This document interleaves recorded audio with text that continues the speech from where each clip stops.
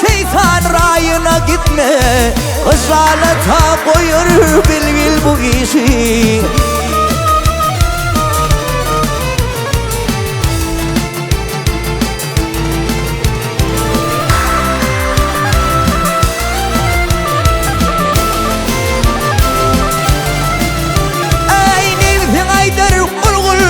Hedirdir, sanın aydır sana Tanrı hedirdir.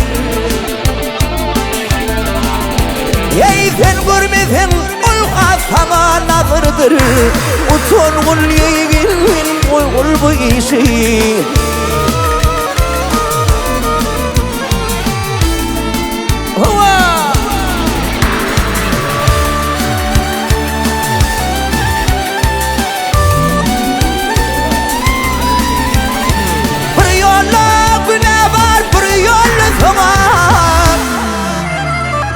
Arafat'ta senin isterler çıkar.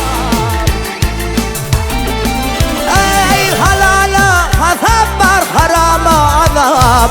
Şeki yoktur ya da salgın bu işi.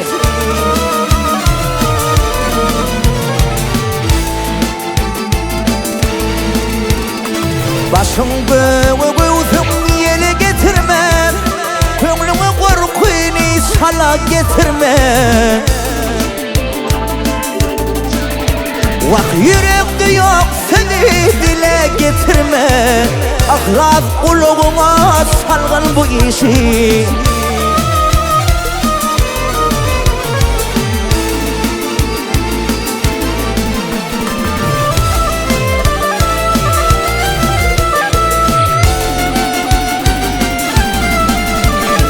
Şeytan aydır yaşı istir edevir, Rahman aydır yaman istir kaydevir.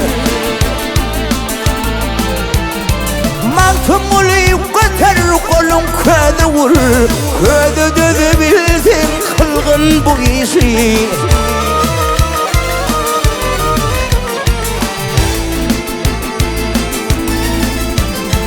Mantım ulu göter kolun ködevir. Ey mantım ulu göter kolun ködevir, köde dövebilsin kılgın bu işi. Köde dövebilsin kılgın bu işi. Anında koyurlar bilgin bu işi.